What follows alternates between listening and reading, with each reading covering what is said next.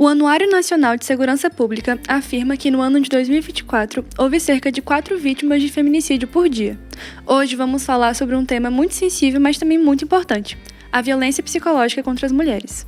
Um tema que está muito presente nos relacionamentos e às vezes pode passar até despercebido, mesmo por quem sofre, e até entende como um ato de amor.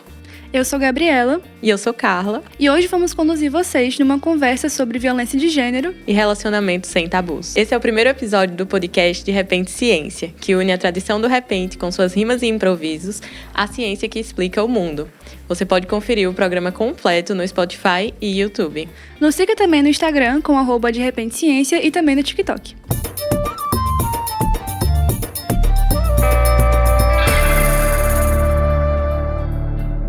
Para esse papo super importante, trouxemos a Ana Raquel Rosas Torres, doutora em psicologia e docente da UFPB. Também é coautora de um estudo recente sobre como os mitos do amor romântico e o sexismo ambivalente influenciam na forma que a gente percebe ou não esse tipo de abuso. Seja muito bem-vinda, Ana. Muito bem-vinda, Ana Raquel. Muito obrigada, gente, pelo convite. Um prazer muito grande estar aqui com vocês. Uma pergunta que eu queria te falar é como você chegou nesse tema de pesquisa? O que te chamou a atenção para esse campo do abuso psicológico? Eu costumo dizer assim, que teoria, para que é que serve uma teoria? Na minha concepção, as lentes através das quais a gente vê o mundo. No nosso caso, a gente quer compreender o mundo através dos marcos teóricos que a gente utiliza. E aí, eu comecei a ouvir das minhas alunas relatos. Uma das pessoas, inclusive, que trabalhou comigo há muito tempo, estava num momento de medida protetiva. Uma aluna aqui do nosso curso de pós-graduação. E aí, em conversa vai, conversa vem, a gente pensou, então a gente vai trabalhar com essa questão do abuso psicológico, porque, de fato, já vem uma linha, tem toda uma linha de pesquisa que eu trabalho com relação à violência contra a mulher em suas diversas interfaces. E aí foi assim que começou a gente a delinear esse projeto, de violência psicológica ou de abuso psicológico. A gente costuma dizer que são mais ou menos sinônimos, porque a gente não pode perder de vista que o abuso psicológico é uma forma de violência. Não é porque ele não deixa marcas visíveis, como a violência física, que ele é menos importante, que ele causa menos impactos na vida da mulher, não é? Então, começou daí a nossa ideia, de estudar esse tema. E aí, puxando esse gancho sobre o que é o abuso psicológico, eu queria que você explicasse também um pouco, tanto para o pessoal que está aí assistindo, sobre a diferença que você cita no estudo entre o abuso de controle e o abuso emocional, porque o abuso psicológico, querendo ou não, ele é mais comum do que o abuso físico, mesmo que ele não seja visível, mas ele tem essas diferenças, essas duas linhas. O primeiro desafio que a gente tem ao estudar esse tipo de violência, que a gente pode dizer assim, ela é mais sutil porque ela não é visível. Mas eu friso, ela é igualmente nefasta, tá certo? Como é que a gente vai observar? A lei que pune o abuso psicológico ela é muito recente, é 2021. E para que um abusador ele seja punido, a lei tem que ter muita clareza do que é e do que não é o abuso, tá certo? Então, o primeiro desafio que a gente teve foi como é que a gente vai definir, os comportamentos. E aí a gente começou a fazer uma revisão de literatura, e isso que a gente chama de abuso psicológico a gente pode dizer assim, é um conceito guarda-chuva. Ele tem diversas dimensões que, no conjunto, é o fenômeno, tá certo? Essas dimensões, elas podem acontecer todas ao mesmo tempo, ou, dependendo do tipo de relacionamento, uma dessas dimensões vai ser mais frequente do que outras. Uma das características do abuso psicológico é a duração. O que é que isso quer dizer? Que esses comportamentos eles têm que ser recorrentes em um relacionamento. Não é uma única vez, por exemplo, que o namorado, o companheiro, pega o telefone celular e desbloqueia e vai ver as mensagens, tá certo? Isso é violência, com certeza, ninguém duvida disso. Mas se for uma única vez, a gente não pode dizer que esse comportamento em si é um sintoma de abuso. Ele precisa ser recorrente, Por quê? Porque o objetivo do abusador é controlar a vítima, né? Então, ele usa de todas essas estratégias, que a gente vai falar daqui a pouco, com o objetivo de controlar aquela mulher, para ela fazer exatamente o que ele quer, tá certo? Então, isso a gente não pode perder de vista. Em relação a essa, uma das que é mais frequente é o isolamento. Como é que a gente observa isso? É aquela mulher que vai cortando relações com familiares, cortando relações com amizades, muitas vezes de anos, tá certo? E a ideia que é construída é: só eu lhe amo, só eu lhe respeito. O fulano não lhe respeita. A sua mãe quer me separar de você. Então, a tendência, né, por amor, entre aspas, né, é que a mulher vá introjetando essas ideias de que só ele é o salvador da pátria. Então, só com ele eu posso me relacionar. A segunda, que casa com essa, é o do controle. Por quê? Porque junto do isolamento vem o controle. E é um controle tanto dessas ações, né, de interações fora daquele laço, né, afetivo, entre aspas, mas também um controle da vida financeira, um controle das mídias. Então, ele começa a ter as senhas do Instagram, das contas bancárias. Não é? Depois a gente tem o abuso emocional. E dentro disso que a gente chama do abuso emocional, também é outro guarda-chuva, porque aqui dentro a gente tem o gaslighting, né? Que é quando o homem tenta convencer a mulher que ela é uma pessoa desequilibrada, que ela está vendo coisas que não existem. Então, o que é que você tem? Uma mulher que está isolada, que não tem a liberdade de ir e vir, né? Não necessariamente físico, né? Mas com o controle de todas as senhas dela. Uma mulher que está frequentemente sob ameaça, né? Olha, se você não fizer isso, eu deixo de falar com você. Eu vou lhe deixar. Eu vou embora. Eu vou embora. E ninguém vai lhe amar. Uhum. Ninguém te ama como eu te amo, né? Ninguém te ama como eu te amo, exatamente. Né? Então, vocês vejam que são coisas que só acontecem entre os dois. Eu que estou de fora, eu não vou ter acesso tão facilmente a essas informações. E tem mais. Até que ponto as pessoas veem esses comportamentos como violentos? Porque muitos desses, né, nós, mulheres, somos educadas a interpretar esses comportamentos como o quê? Prova de amor. Não, ele está querendo me proteger. Realmente, aquela minha amiga está querendo tomar ele de mim. Uhum. Não é? Muitas vezes vê até uma amiga como invejosa, né? Que eu já vi nas redes sociais. Ah, ela tá com inveja da minha família, do meu relacionamento. A fulana quer me separar dele. Isso. Não é verdade? Então, é um desafio também. É um desafio para a mulher vítima de violência, mas é um desafio também para quem quer pesquisar isso. É até nos próprios relacionamentos mesmo, quando a mulher sai de um relacionamento abusivo, tóxico e vai entrar em outro, ela acaba ficando mais receosa, né? Coisas. Ou, se não entender que aquela situação foi uma situação de violência, ela tende a repetir. Também tem isso, né? É verdade. Então, aí já aponta uma consequência, né, desse tipo de trabalho. A importância de uma educação. Né, da divulgação desses comportamentos como violência e não como algo natural de um relacionamento. Agora, entrando mais na parte sobre os mitos do amor que você fala na sua pesquisa, você cita 4 tipos de mitos do amor, né? O de posse, de abnegação, o romanticismo e o de tradição. E eu acho que, assim, a gente cresce, eu acho que principalmente as meninas, enfim, crescem assistindo esses filmes da Disney de princesas, o cavalheiro que lhe espera, o cavalheiro que lhe protege. E aí a gente acaba idealizando esse amor de uma forma que, quando a gente cresce, a gente busca, né? Por mais que não seja real. E aí eu queria saber para você se esses mitos do amor contribuem para a banalização da percepção desse tipo de abuso psicológico e como essas músicas, filmes, séries, livros, esses desenhos, até mesmo de criança, contribuem para esse fator. Se eu espero um príncipe encantado, que se você faz uma amálgama, né, de todas essas dimensões do amor romântico, aquilo ali é o puro retrato de um príncipe encantado, só que não. não é? Mas vamos combinar que no imaginário, é o imaginário do príncipe que vai chegar num cavalo branco e que vamos viver com ele para todo sempre. Não é? Que é a questão do conservadorismo, né? Da tradição. Isso. Não é? Então, uma vez casado ou vivendo junto, não importa, você vai viver com aquela pessoa para todo sempre. Tá certo? E tem mais. Além de viver para todo sempre, você tem que, de certa forma, ser uma pessoa abnegada, que vai se doar para aquele príncipe encantado, né?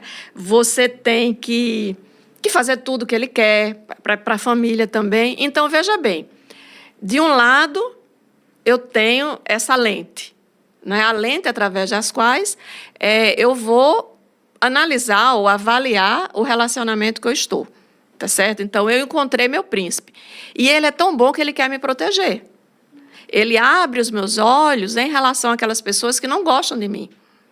Eu que não gosto muito de lidar com dinheiro, ainda por cima ele vai tomar conta das minhas contas. Eu não preciso nem me preocupar com isso, não é? É verdade. Ele hoje ficou sem falar comigo, mas porque eu fiz algo que o desagradou. Percebe que é uma representação completa?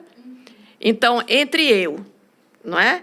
E o meu príncipe, eu tenho essas lentes que vão filtrar o comportamento dele em relação a mim.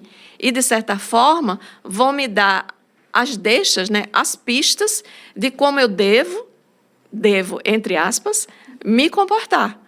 E eu já vi muitas mulheres sendo até mesmo atacadas, tipo, ai, meu Deus, ele se separou com você porque você não se arrumou, você destruiu seu relacionamento, porque você não foi atrás. Se ele te traiu ou foi atrás de outra mulher, é porque você não foi o suficiente para ele. Então, isso coloca a mulher num lugar, é como se fosse, assim, a mínima coisa, sabe, do relacionamento. É num beco sem saída, Exato. Eu costumo dizer.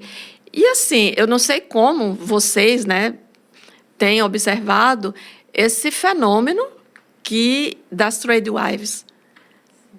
Né? Essa questão das mulheres, né, das esposas tradicionais, eu acho muito grave, minha gente. E o pior, né? Porque se tornou uma coisa muito pública, muito de influencers. É muito grave, entende? Porque veja que já juntou.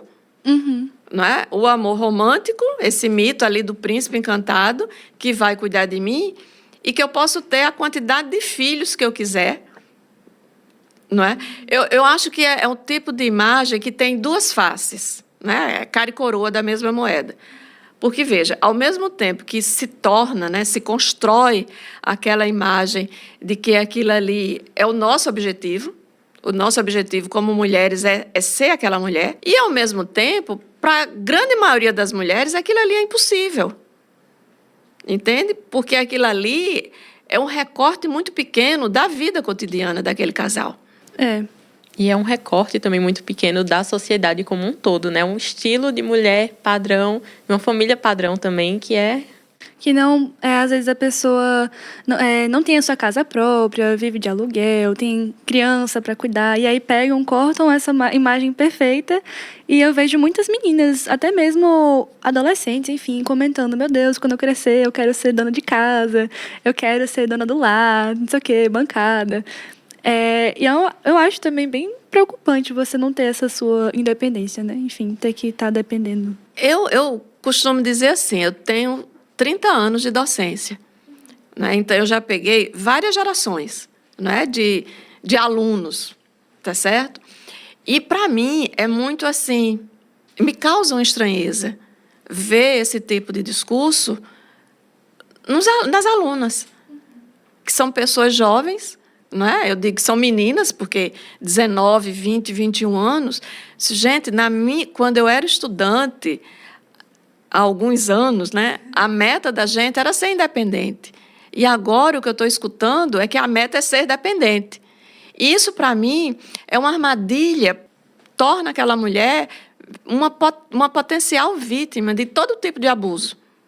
No nosso caso, a gente está falando de abuso psicológico, mas não só. Não é? Então, veja como casa, não é? Uhum. Então, a gente quer entender o abuso, mas para entender o abuso psicológico, a gente tem que fazer o caminho de entender como é que as pessoas pensam sobre o amor, não é? Será mesmo que o amor tudo pode? O amor tudo suporta, como se ouvia muito. Não é? E aí isso puxa a gente para um gancho muito seletivo, assim, muito importante, que eu, inclusive, pontuei, que é sobre o sexismo ambivalente. A gente vê, nesses casos, nesses exemplos, o sexismo benevolente. E uma parte do sexismo hostil também, que é da mulher ser fraca, frágil, e que ela depende desse homem. Então, você poderia explicar melhor para a gente e para o pessoal também que está assistindo sobre essa dualidade do sexismo e como é que ele atua nesses relacionamentos? Olha, os primeiros estudos, né, sobre o sexismo ambivalente, eles datam do final do século passado. Tá certo? É ali no finalzinho dos anos 1990. O sexismo não, eu estou dizendo os estudos. Por quê?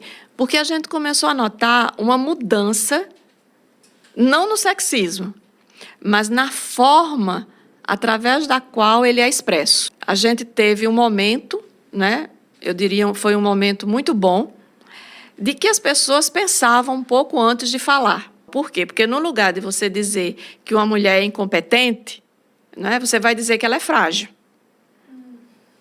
Entenderam? Uhum. Por isso é que é ambivalente. Porque, no final das contas, o objetivo é o mesmo. É o quê? É se aproximar, né, homem e mulher, mas não de uma forma igualitária, de uma forma hierárquica. Costumo dizer assim, não tem uma musiquinha cada um no seu quadrado? Sim. Pronto. Então, idealmente, é que cada um fique no seu quadrado. E que estrutura seria essa? O homem superior. O homem é quem vai tomar as decisões. E, no caso do benevolente, ele faz digamos assim, ele anda de mãozinha dada com o abuso psicológico. Por quê? Porque você demora um tempo a entender que aquilo ali não é bom para você. Não é? Você demora um tempo até entender, dizendo, opa, eu não sou frágil a tal ponto que eu não posso cuidar das minhas contas. Entendeu? Então, aquilo que soa como uma pseudo-proteção, na realidade é controle. A gente viu, né, que o abuso de controle teve mais percepção do que o abuso psicológico, e esse mais sutil, as pessoas acabam demorando mais para perceber, como a gente estava conversando agora. Também sobre que quem acredita fielmente nesses mitos de amor também demoram mais para perceber esse tipo de abuso. E aí eu queria saber para você quais foram os principais achados desse artigo e dessa pesquisa com essas mulheres. Que tanto os mitos do amor como essas crenças, né, que a gente chama de sexismo ambivalente, eles impedem que as pessoas reconheçam aquelas situações como violentas. Não é? Elas impedem. Veja, se eu não vejo aquilo como violento, eu vou naturalizar. O de controle, ele chama a atenção porque é aquele que é mais exterior à relação. A fulana se isolou. Né? Mas os demais, eles acontecem muito na intimidade do casal. Então, fica mais difícil. E eles, ao mesmo tempo, eles são mais naturalizados nas relações justamente por conta dos mitos do amor romântico. Né? O comportamento, né, abusivo, ele se confunde com essa nossa ideia, né, da sociedade, né, do príncipe encantado. Esse homem que vai ser o salvador da pátria. Né? Então, quanto mais você acredita nessa crença, né, de que esse príncipe vai chegar ou que você já o encontrou, menos você e quem está ao seu redor vai perceber aquelas situações como violentas. Percebe como vai ser depois difícil ser punido? Não é? Porque tem a necessidade da gente construir, né, através de estratégias educativas, que essas situações são situações de violência, que elas não são naturais em um relacionamento. E aí, a partir dessas estatísticas, por exemplo, da lei, né, que foi homologada, em 2021, que é muito recente, e antes também a gente tinha um número grande já de casos, era assustador, e hoje cada vez mais. Essa tendência é de realmente manter, né? Então eu queria saber de você, porque tem algumas medidas que podem ser tomadas na sociedade, com as políticas públicas também, e o acolhimento é a principal delas que a gente escuta, que a pessoa vai ser ouvida, que a pessoa vai poder falar, vai ser acolhida, mas será que o acolhimento serve? Somente o acolhimento vai servir? Eu costumo dizer assim, que você acolher vítimas de violência, independente, né? de membros de minorias sociais. É um passo importantíssimo, porque você está dizendo assim, olha, eu entendo o que aconteceu e você é vítima, você não tem responsabilidade sobre isso. A responsabilidade é dele. Ele é que tem que ser punido e não você. Tá certo? Então, esse acolhimento das vítimas é essencial, necessário. Mas eu costumo dizer também que ele não é suficiente. Por quê? Porque se a gente não tiver campanhas educativas diariamente, frequentemente, não muda. Entende? Então, com essa pesquisa, o que é que a gente quer? Um planejamento, né, embasar políticas públicas de consciência, de conhecimento, que isso não é amor. Que isso não é amor. E eu acho que a gente já passou do tempo. Eu não sei se vocês viram o caso dessa menina, a menina do interior de Pernambuco, 12 anos. Ela foi vítima ela foi espancada por 4 outras crianças dentro do banheiro da escola. Tá certo? E o que a mídia está dizendo é que essas crianças espancaram essa menina na mesma faixa etária, né, entre 11 e 12 anos, porque ela não quis ficar com um dos meninos. Gente, a gente está falando de criança. 12 anos é criança. Né? Eu chamo, às vezes, minhas alunas de meninas, mas eu sei que elas não são meninas. Mas uma criança de 12 anos é uma criança. Entende? Então, na minha concepção, isso tem que começar nas escolas. Entende? Eu acho que é cara e coroa da mesma moeda. Por quê? Porque, ao mesmo tempo que a gente tem que começar um trabalho com as meninas, tá certo? O mais cedo que puder. Esse caso mostra que 12 anos já está tardio, mostrando o que é uma relação afetiva. O respeito, o equilíbrio, né? Um tratamento igualitário entre homem e mulher. Aqui é porque a gente está focando casais heterossexuais. Isso não quer dizer que isso não aconteça em outras configurações. É porque é o tema, tá certo? Mas, ao mesmo tempo, a gente tem que educar os meninos que homem pode chorar, que homem pode cuidar de criança, que homem pode tomar conta de casa, não é? Que, inclusive, dependendo da configuração, a mulher pode sair para trabalhar e ele ficar como dono de casa e está tudo bem. E isso não vai adiantar a gente começar lá na adolescência. Não é? Eu acho que quanto mais cedo isso começar a ser falado, né, com crianças, melhor.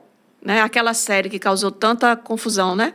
Tanto debate. A adolescência mostra a vulnerabilidade que os meninos também estão expostos. Então, se a gente não começa a intervir cedo, né, teoricamente, isso deveria ser papel da família.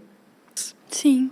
E uma coisa que a gente deve pontuar também é porque o que a gente pode fazer, o que está no nosso alcance, é realmente promover campanhas e essa conscientização nas escolas e em ambientes públicos, mas tanto isso quanto os pais devem também perceber a maneira dessa criação, né? Para a gente não ficar prolongando uma atitude que há muitos anos já vai sendo...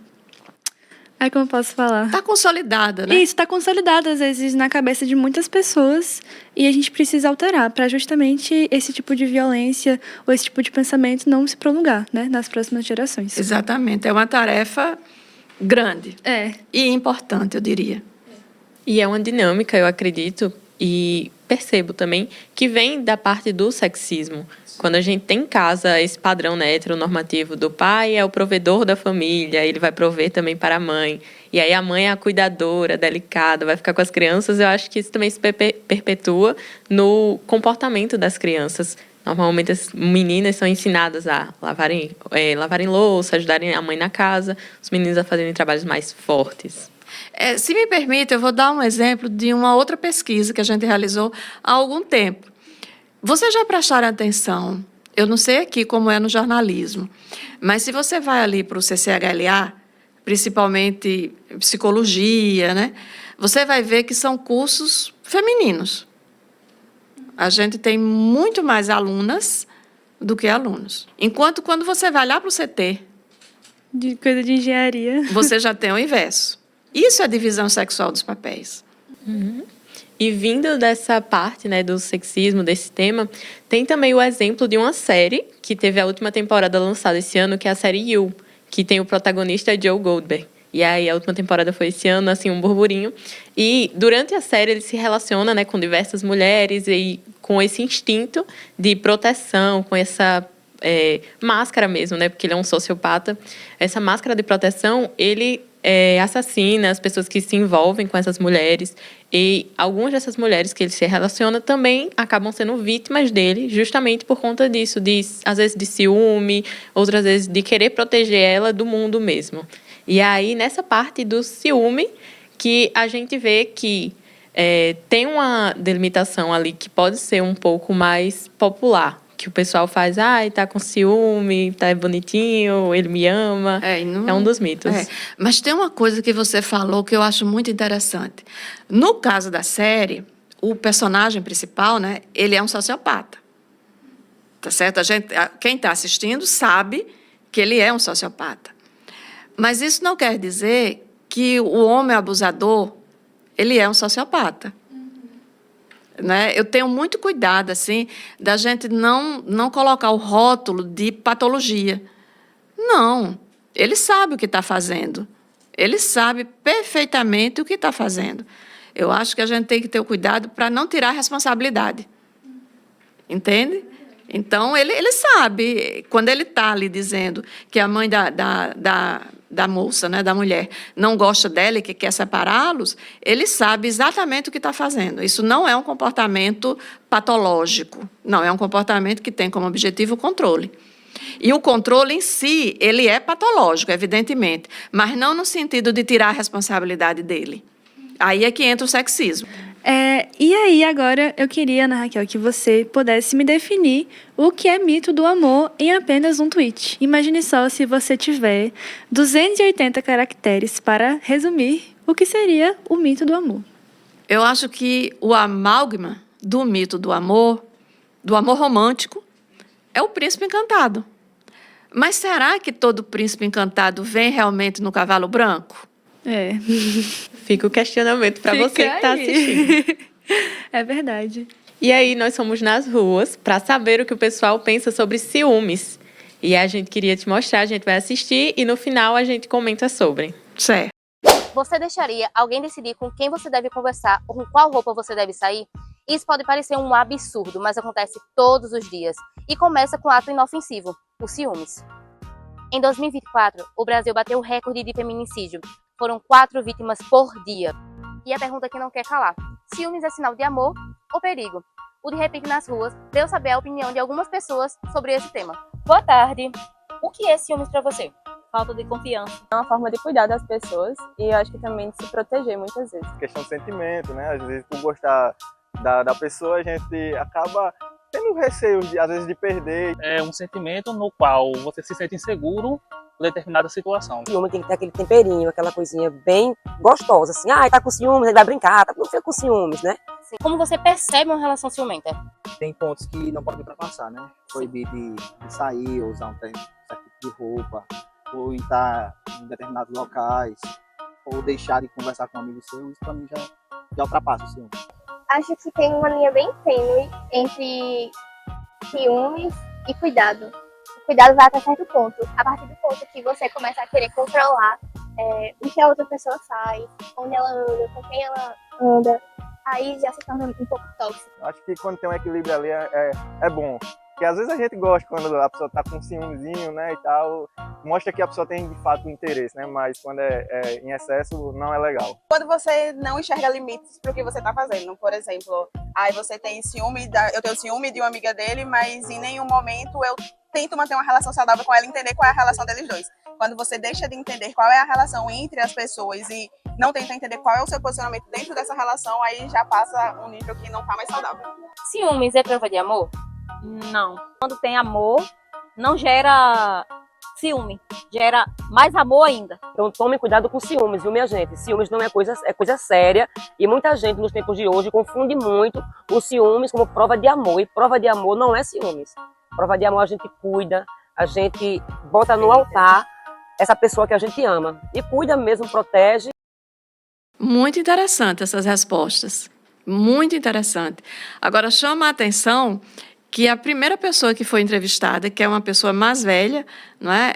Eu acho que ela teve mais clareza. Ela não precisou elaborar muito para dizer o que é ciúme. É verdade. Né? Ela não falou em cuidado, não é? Ela foi na mosca, falta de confiança. Quando a gente foi entrevistar, a gente buscou justamente trazer visão de pessoas mais velhas, pessoas mais novas, tanto homens quanto mulheres.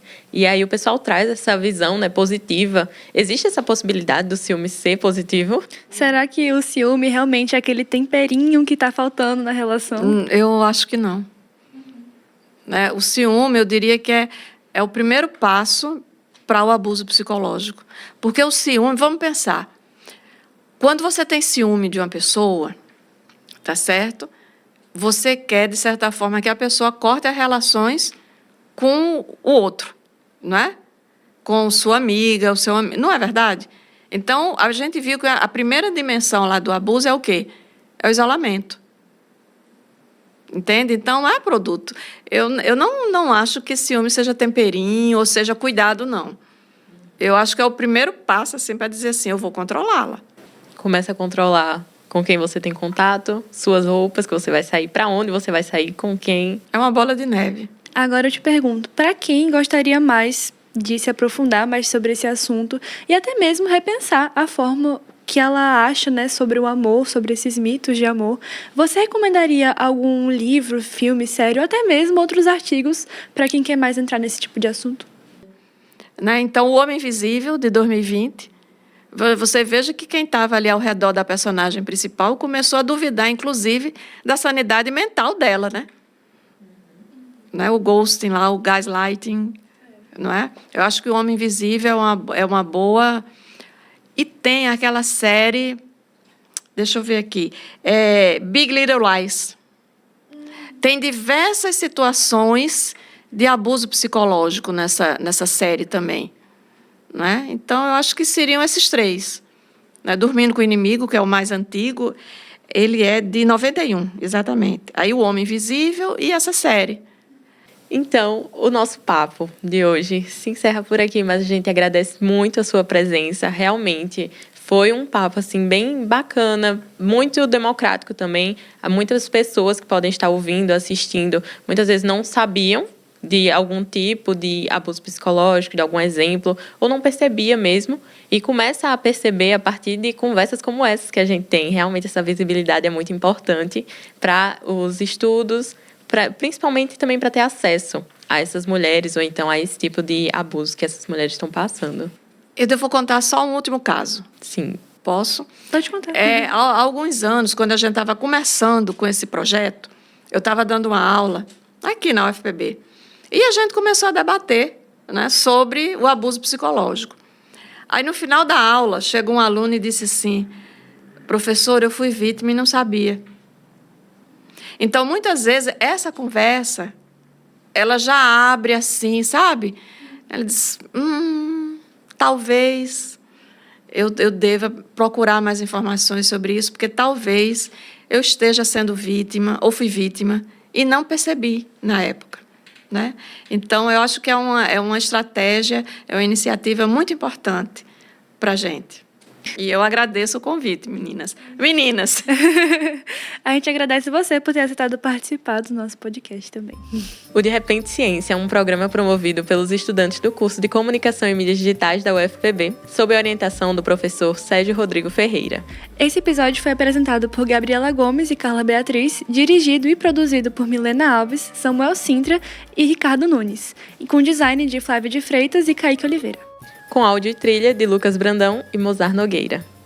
E se você ouviu até aqui e curtiu esse episódio, não esquece de compartilhar, nos seguir nas redes sociais, @derepenteciência, e nos vemos no próximo episódio. Até o próximo episódio.